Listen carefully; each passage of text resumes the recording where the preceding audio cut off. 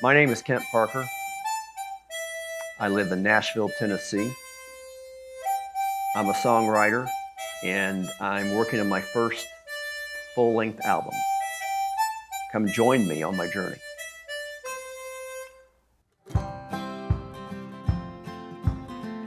When I got out of college, I got to my career, and I've done a number of things. I've worked in manufacturing, automotive industry, worked in the coffee industry, a company called Caribou Coffee, and I spent time in the tech sector. Working in software is a good portion of my career and my life. I got involved in the software industry in 1999, and I was fortunate. 2012, we sold the company, and I was able to retire early. So I've been involved in the software industry as an investor and board member for the past 10, 12 years. When the pandemic hit, I found myself with just massive amount of time like everybody else in the world, right? We're locked up, we can't go out, we can't work, we can't travel. And so I started go back to music and maybe I could write a song or two, and I started writing, and that really started to open up a level of passion and interest in music that hadn't existed when I was simply just trying to, cover songs that other artists had performed or fiddle around with the guitar some. And I think there's a lot of bad things about the pandemic, but I think for all of us, there's probably something that comes out of that historic period of time that is life-changing. And for me, it was my relationship back to music, which I had been missing for decades. Recognizing that someone at my age, not a performer, someone with no pedigree whatsoever, if I wanted my songs to be heard, I was going to have to do it myself. I was going to have to create my own entity, produce my own, and record my own music and just do it.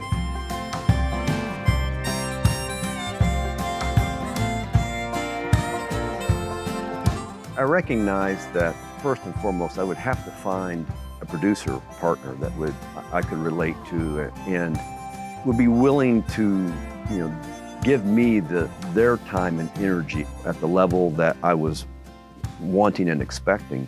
And as being an artist that had never produced an album, that seemed like a daunting task. Gabriel gave me the confidence. He believed in what I was doing. I could tell he really liked the music that I was creating. And that was important. I didn't want someone that just was maybe technically capable of doing it. I wanted someone that could share in the same desire and motivation that I had for my own music, and I found that in Gabriel.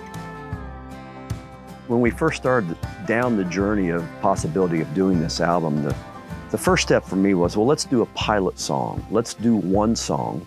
I told Gabriel, help me understand how this would work, what it could sound like, and help me get my arms around the practicality and capability of me being able to do this.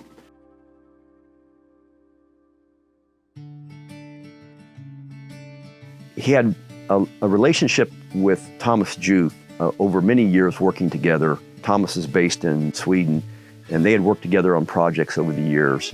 And I'd listened to some of the mixing work that Thomas had done on several projects, and I was very impressed. There was a specific sound that I was looking for on this project.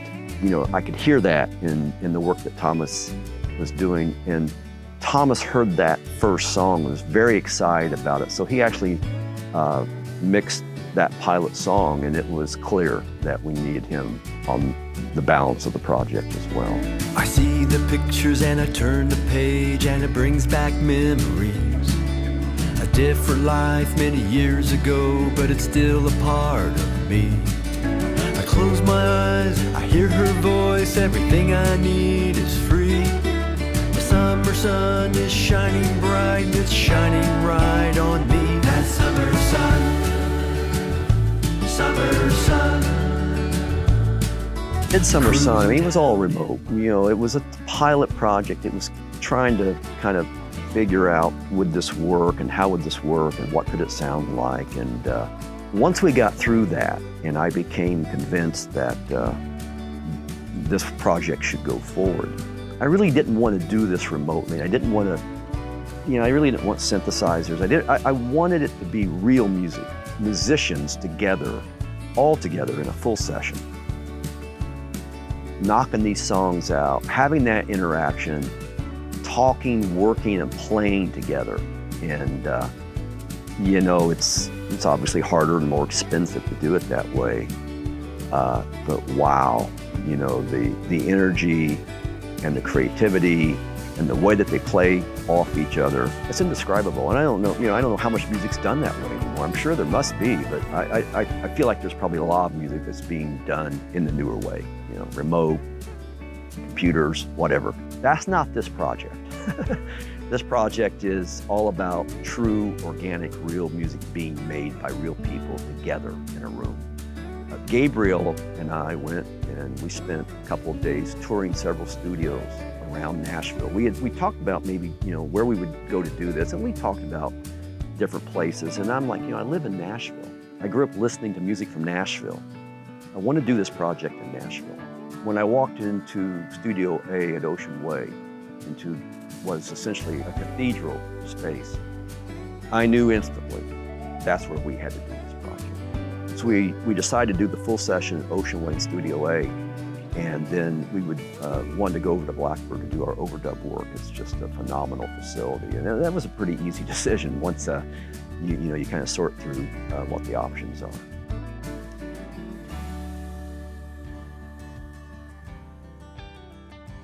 I certainly never considered myself a vocalist. Frankly, I'd never even really tried to be a vocalist. I didn't know if I could or not. And maybe after you hear the album, you'll conclude that I can't. That's fine. But the album's not about being, you know, listening to the world's greatest vocalist. The album's about the songs. The songs are what the album's about. My job will be to give them, as the songwriter, the voice that I have, and that's all that I can give them. I came back in contact with a fantastic vocalist, a woman named Erin Bodie. I'd heard Erin, I went to one of her concerts maybe 15 years ago. I was familiar with her body of work, and I knew that she was a fantastic vocalist.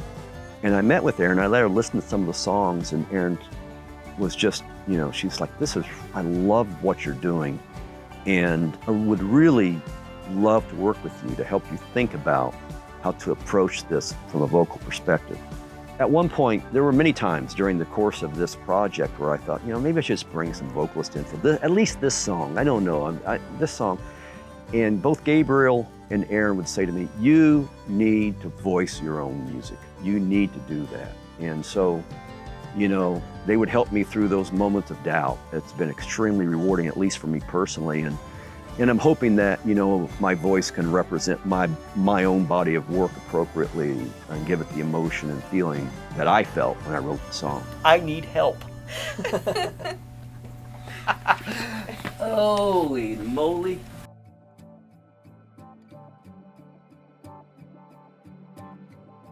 So we started talking about the project, and we're talking about, well, who would be, you know, the musicians that would want on this. First and foremost, the person that came to mind for me was the person that started it all for me musically. When I was about 10 years old, one Christmas, for Christmas I got a little Hohner Marine Band harmonica and a vinyl record by a guy named Charlie McCoy.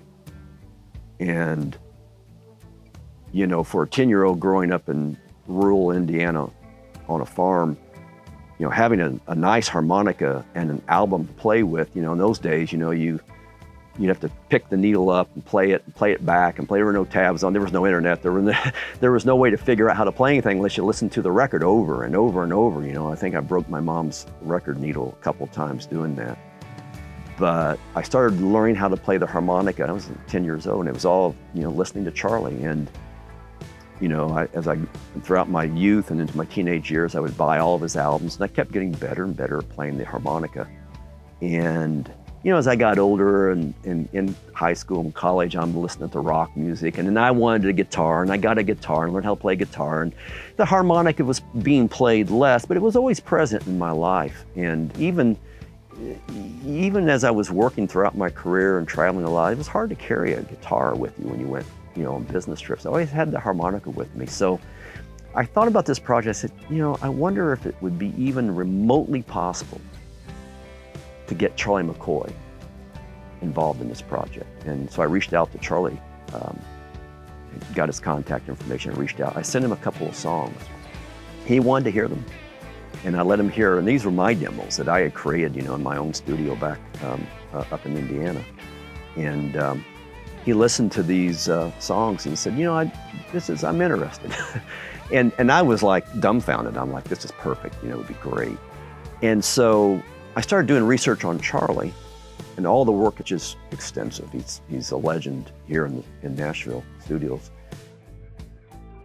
And one person that kept coming up a lot was Brent Mason. I had heard that name, and I knew that Brent Mason was one of the greatest session guitarists, in the world. And so that led to the idea of Brent Mason. Getting Brent Mason and Charlie McCoy both on this project would be a dream come true. And sure enough, it worked out. Crazy great, yeah, perfect. Even before, we had Charlie McCoy or Brent lined up for the full album project, when I did the demo, the first thing we knew that we needed was fantastic drum-bass combination. I was somewhat familiar with Aaron Sterling and Sean Hurley. I'd listened to some of John Mayer's albums and had looked at the credits and knew who they were. I knew that Aaron had been on a lot of songs and a lot of artists' works that I was familiar with. I knew he was on a lot of Taylor Swift stuff, and I was really delighted whenever we reached out to them saying, would you be interested in this song? And in both cases, they too asked for the demo. They wanted to hear the raw demo, and I was delighted when they heard it and said, yeah, we're in, we'll do it. So they were actually on the pilot song that we recorded before we decided to do the full project. And when we decided to do the full project, it was kind of a no-brainer to pull them back in. A great combination, fantastic. So now you've got, you got Aaron and Sean on board, you got Brent, you got Charlie. Now you've got a formidable foundation right out of the chute.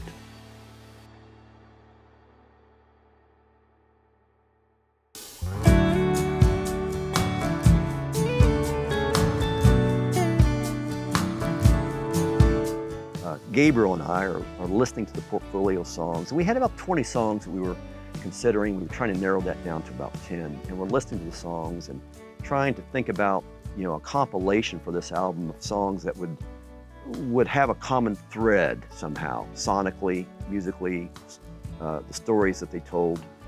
And as we were listening to those songs and started to pull that list together, it was clear, boy, there's a lot of sound and sonic elements that we're going to need. Banjo, mandolin, dobro, fiddle. The program manager that helped coordinate the project with Gabriel and I is a guy named Ken Johnson, fantastic, very experienced here in the Nashville scene. And he had a recommendation of Gideon Klein. And I wasn't familiar with Gideon's work, so I did some research, kind of understanding his capability, and was really impressed. I mean, Gideon can just, on pedal steel, it's just amazing capability. And there's a lot of pedal steel throughout all of these songs. And so that was a really important foundation that we needed in this album. And the fact that Gideon could bring all these other instruments, easily into the mix and kind of be spanning a lot of instruments all at once was great, fantastic, because it gave us a lot of room. I knew that Charlie was so good on the vibes, and there were a couple songs that we were going to put vibes on as well. So having, Gideon on pedal and Charlie doing some vibes on a couple songs was also a great attraction. So that was a great, a great addition to Gideon. It's just been amazing to have him on this project.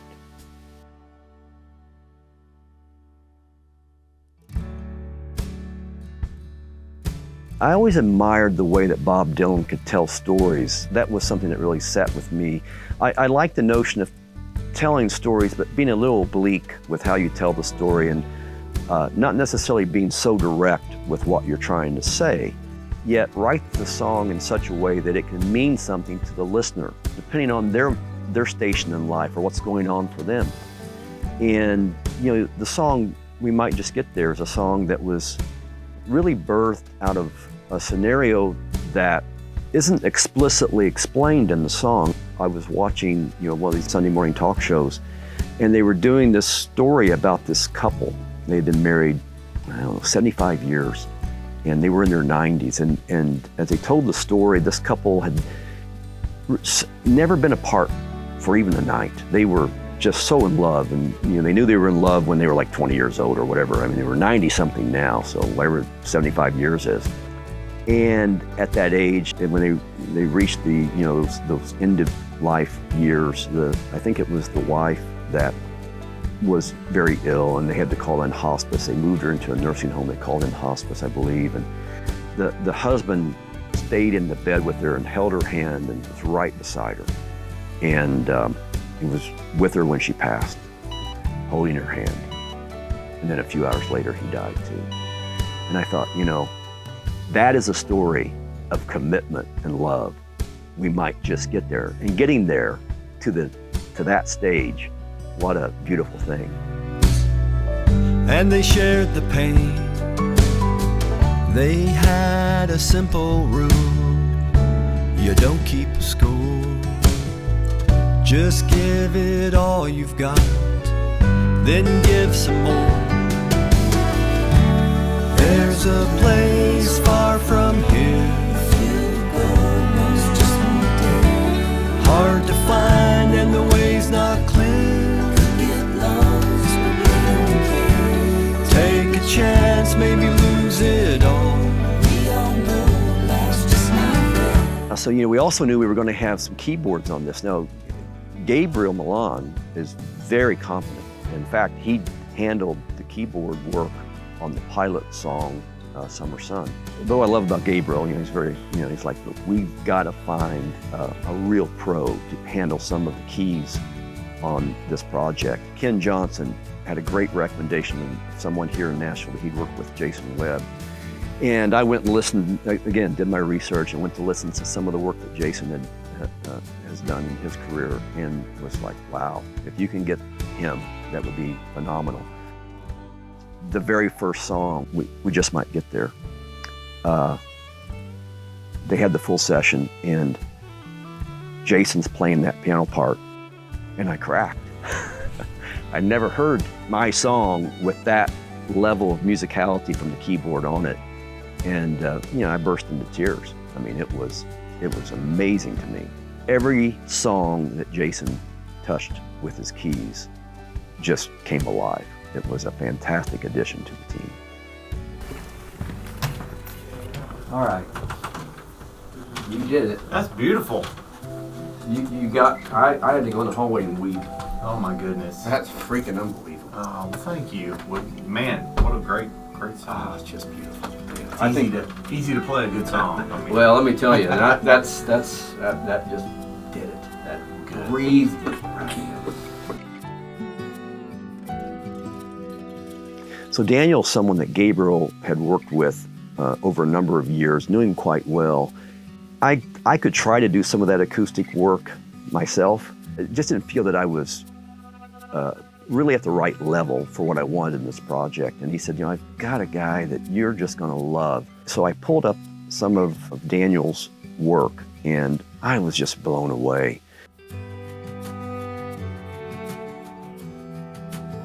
That song started with chordal pattern. I was talking with Daniel about that from an acoustic guitar perspective, and it started with this very specific tonal pattern of chord picking that sort of informed the music for me. It informed a notion of contemplative love. That's the best way I could describe it. And that song became pretty easy to write once the emotion was sorted out. So I wrote that song for my wife, Silence of the Night. It's a song about when you're at your darkest period, the person or people that will keep you and lift you up are so important.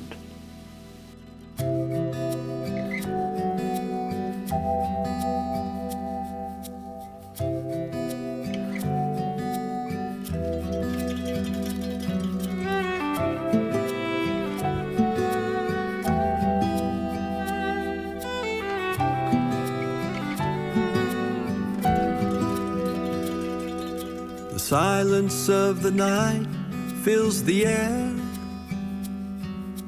The empty sounds completely cover me. With Through the din of darkness I can hear whispers of your love that set me free. In darkness of the night when I am lost, a soft light cast a path into the sky. In empty darkness I can see the way your love shines, guiding me to fly. The silence of the night, it never ends, but I'm alright, because I know you'll always be near, calling out to me. And if I lose my way, I have no fear, I hear you in the silence of the night.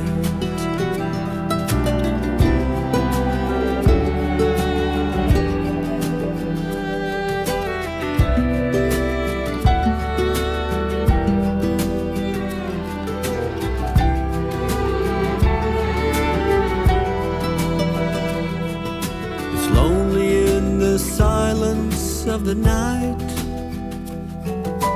Absence is my only company, a serenade of stillness and despair. Alone with this lonely symphony, in the quiet I listen for a sound. A single note of hope is all I need, a beacon to guide me back to you. I hear your voice calling out to me.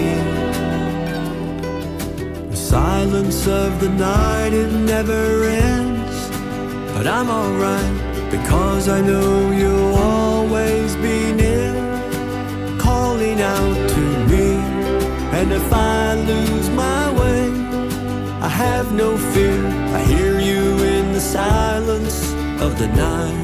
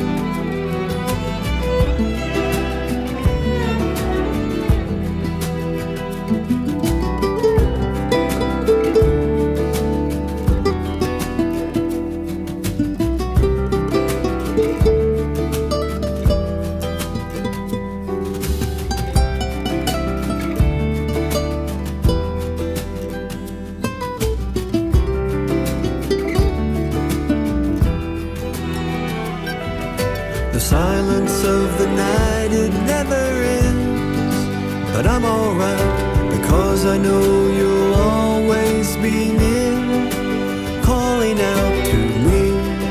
And if I lose my way, I have no fear, I hear you in the silence of the night. It's lonely in the silence of the night, but I hear you in the silence of the night. When absence is my only company, I hear your voice calling out to me. Whispers of your love set me free.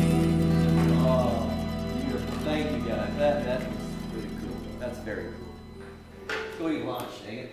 Yeah, absolutely. Thank you. Wow. that was just magical.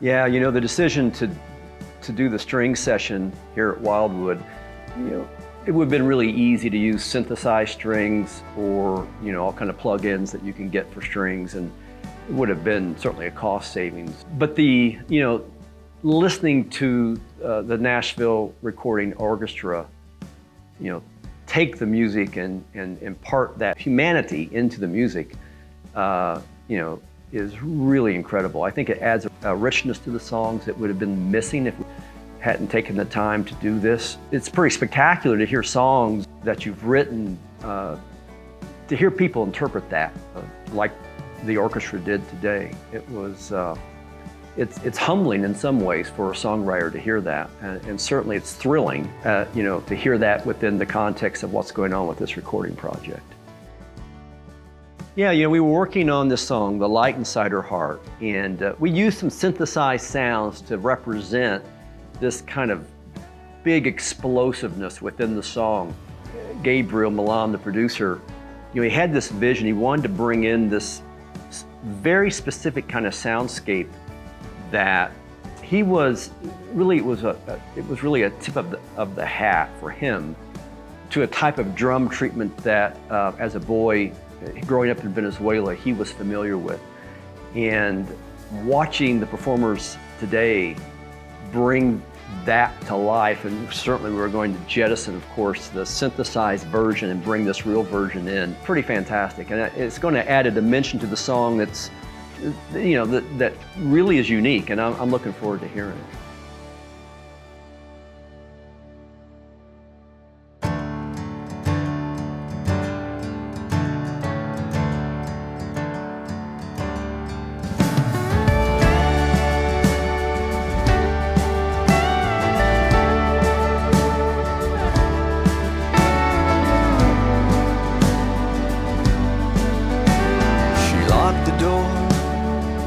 Shades, turned off the lights, there was no more. Gave everything she had to give, forget the score. Time was out, the game was done, the dress was worn. All these years now hanging up, she knew the light inside her heart, once bright, now was dark.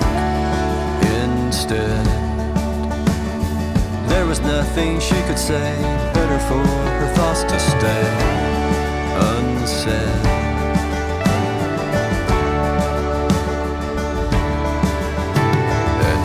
Was free, and everyone had some to give, but honestly, it came too late to help her much, and possibly she wouldn't have listened anyway. She cut her teeth on learning lessons the hard way. The free advice and sympathy was no surprise, regrettably old news. That little voice inside her head, the one that she'd come to dread, was true.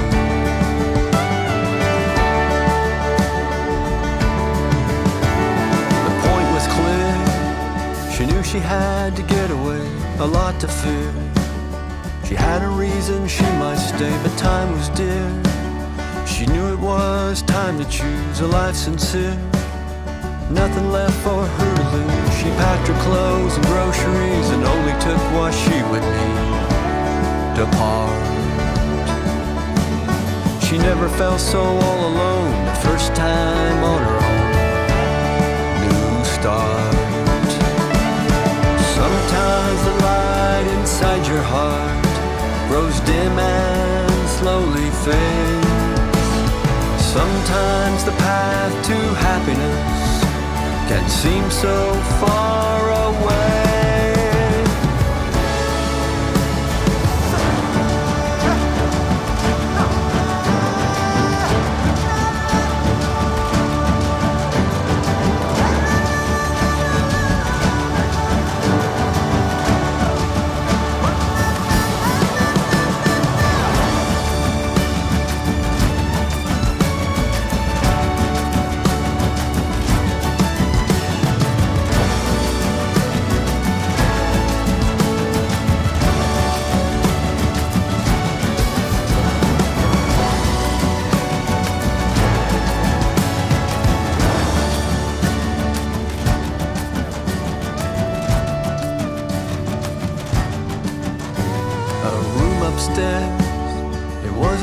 much, but it would do. She breathed the air. The options left were slim and few. It wasn't fair. The time to make the best of it, no truth or dare. Just as real as it could get. The time had come for her to shine. She had finally crossed that line. Move on. She cleared her head, took off the ring. It was time for her to sing her song.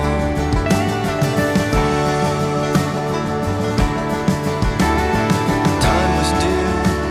She knew that it was time to choose a life sincere. Nothing left for her to lose. She shed a tear and quickly wiped it from her face. The night was clear. Shining stars seem to say that little light inside your heart will come back on and feel a spark again. It was clear and she could see it was just meant to be. Begin.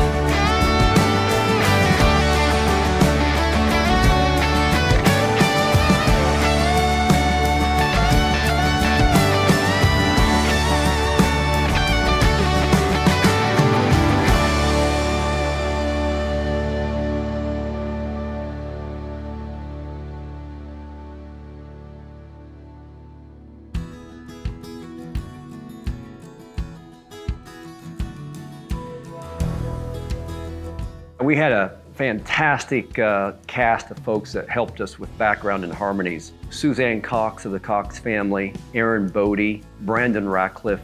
It was fantastic. We did background vocal sessions at Top Track and then Ocean Way Studios all last week. And it's just thrilling to watch vocal artists like these three come together and help, figure out exactly what is the right way to represent the songs and create that kind of musical backdrop that really makes a song stand out. I've been in awe watching these performers work on the album. I mean, their backgrounds and their experience speak for itself, and it's gonna be really good. It's gonna be fantastic.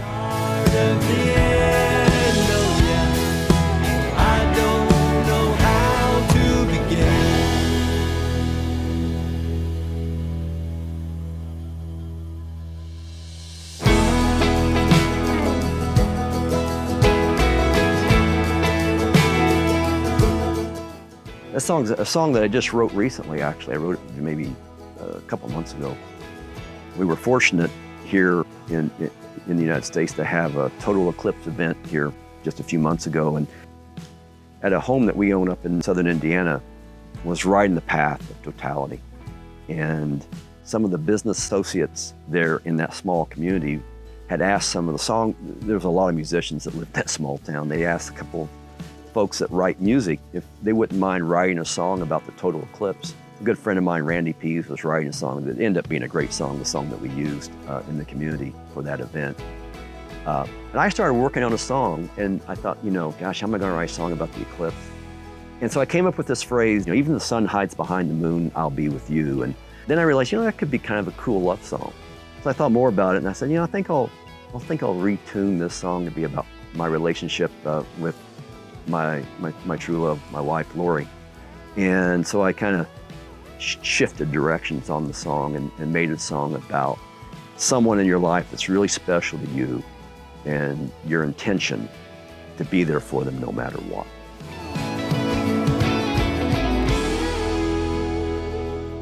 I'd read an article about the plight of the older worker in America, white-collar workers in their 50s and 60s, being laid off, upended, from their corporate jobs, and maybe just short of the period of time at which they might be able to retire, and then being unable to go back out to the workforce and find meaningful work, or at least at the level that they were capable of doing at that point in time and towards the end of their career.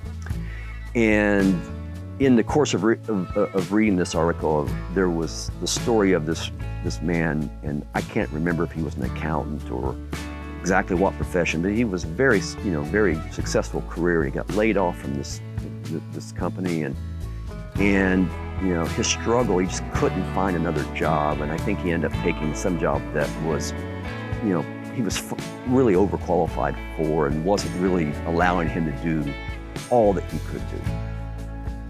You know, that's a story. I felt like that was a story that needed to be told, and it's really talking about it from the eyes of that man. The exhaustion, the frustration, and perhaps some of the fear that he felt going through that at that stage of life.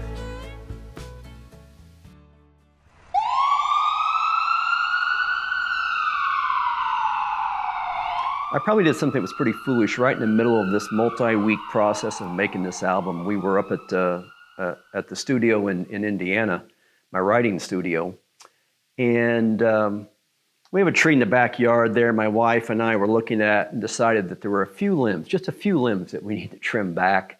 And I thought I could just knock that out. It wouldn't take me that long. And I was taking some shortcuts working with this electric chainsaw. And gosh, I managed to, on my left hand, which is the hand that, you know, when you're playing a guitar, it's the hand that you fret with. I managed to catch that ring finger, 10 stitches, broken finger. I was very lucky not to lose the tip of that finger. I'm still a little, it's still pretty strange trying to do anything with a guitar because I can't feel that.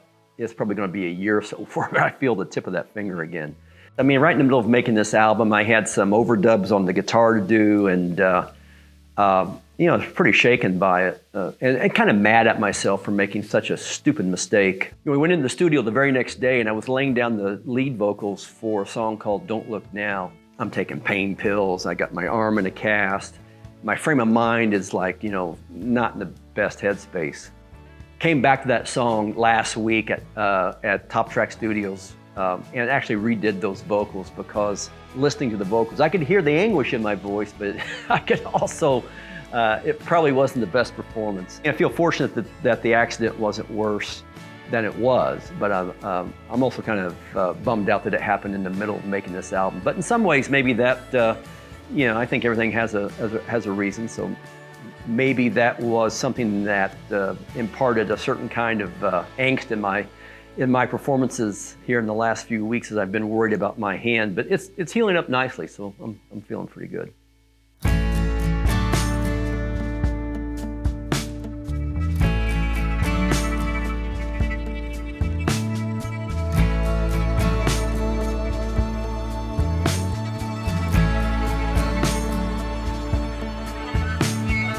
Weathered face, creases deep, bloodshot eyes from lack of sleep.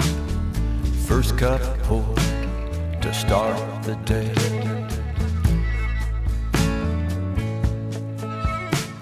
Another day, all the same. He knows the drill, gonna play the game. But rules get changed. Rule number one: the game is done. No one won. Don't look now, don't look now.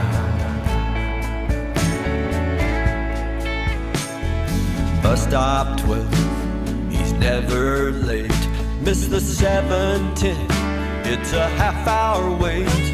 And wait he knows like a look on a shelf. Like a thoroughbred behind a plow. The push is gone, it's all pull now. There's no race, and he don't win. The towel's thrown in, lights gone dim. Don't look now, don't look now. Gets in line and signs his name. It's gonna be a long, long wait, but wait it is, he's got the time.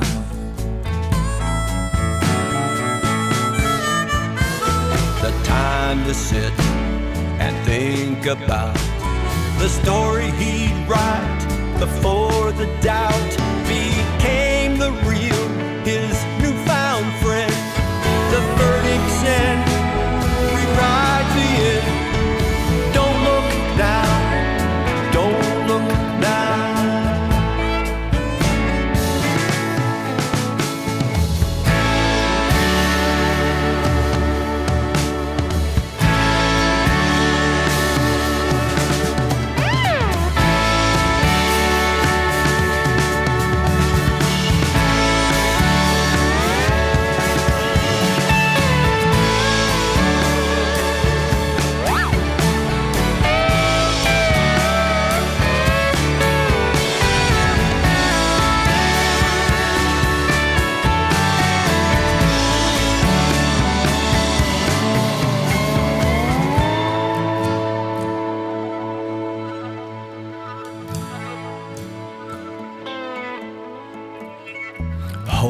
again in his easy chair.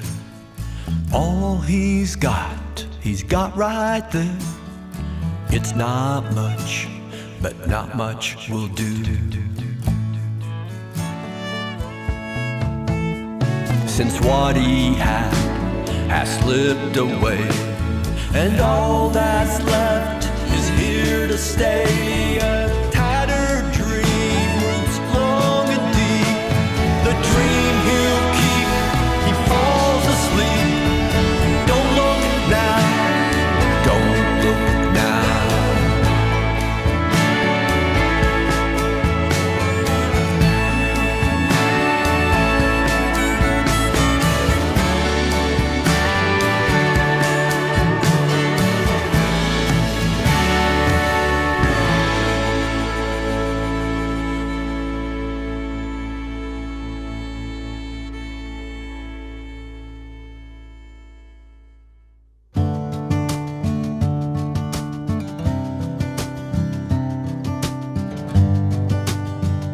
The beauty of being able to produce and create music on your own without any strings attached, without any corporation or party or label or anybody involved, is that it can really be true artistic endeavor.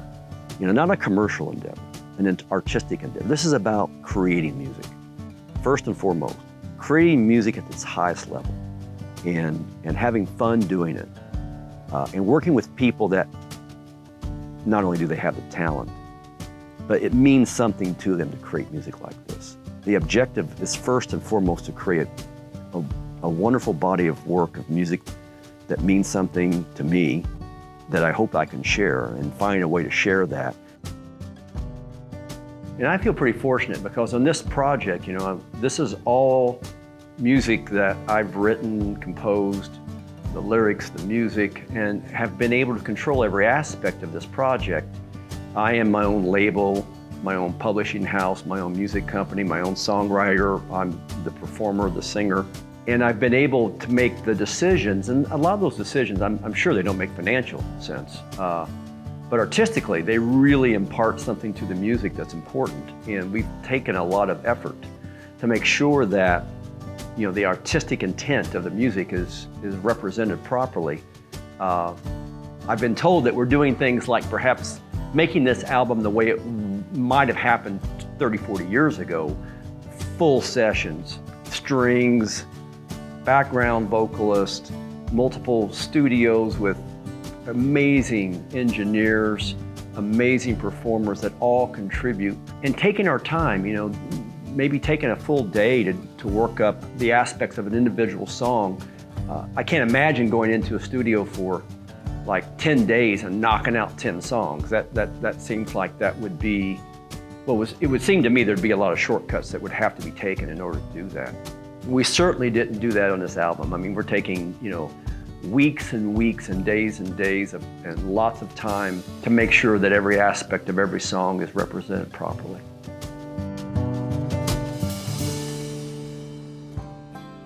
Yeah, The Way, which is the name of the album, very important song for me. I can't remember exactly when I wrote that song, but the song is a song that I wrote, one of the few songs that I wrote about myself.